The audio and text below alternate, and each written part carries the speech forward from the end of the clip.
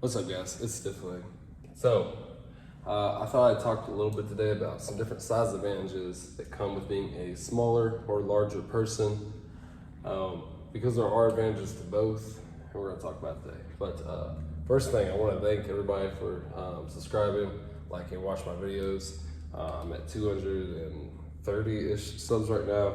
The channel is growing crazy. I appreciate you guys. But with that being said, let's talk about some size advantages. So,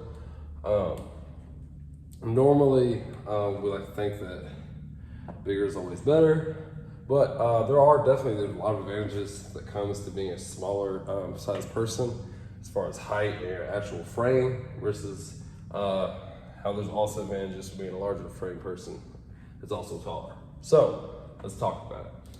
Particularly for small people, they usually can handle way more volume than a larger person. A girl that's 100 pounds can probably handle way more sets of deadlifting per week than a dude that's well over 200 pounds.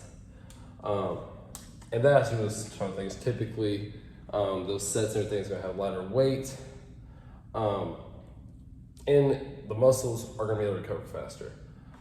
That's just how it is. That's the bigger you are, the longer it takes you to recover. And that's just basic energy expenditure.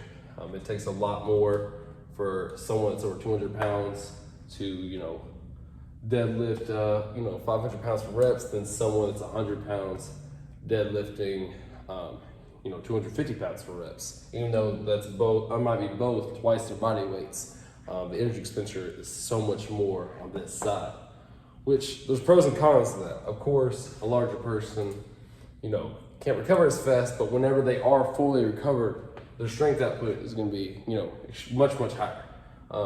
Me at 235 pounds, on average, of course, whenever someone my size is fully recovered, they're probably going to be stronger than someone much smaller. Of course, there's exceptions to this rule.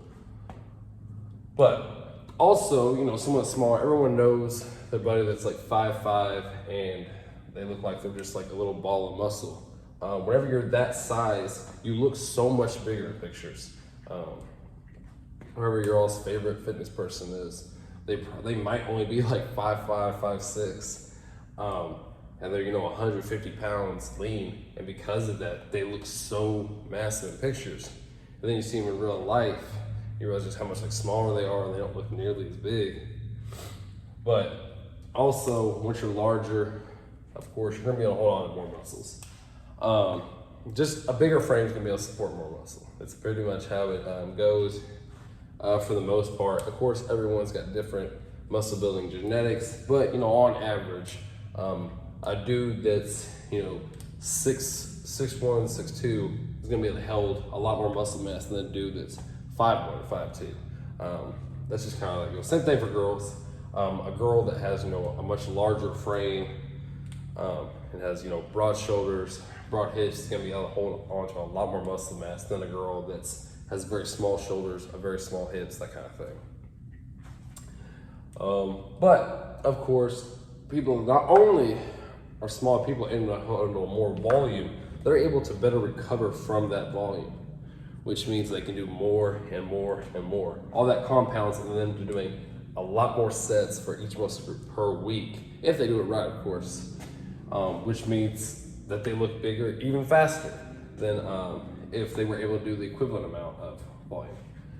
Which, yes, that's a downside. It takes longer for someone that is, well over 6 foot tall to look filled out, in a t-shirt.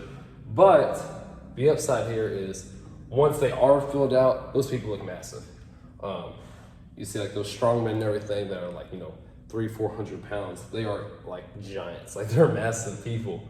And that's just not something that someone that is below average height or below average size can they just cannot physically hold on to that much muscle. So there's obviously pros and cons to both. My advice, I guess, is if you are a small lifter, use this to your advantage, and if you're a larger lifter, use this to your advantage. But I guess the bright side here is that they both do have their upsides. Of course, like me being a larger lifter, sometimes I wish that I was small to where I could handle more volume and recover a bit better, while also like looking bigger. Like I had to get up to like 230 pounds just to like look like I had shoulders.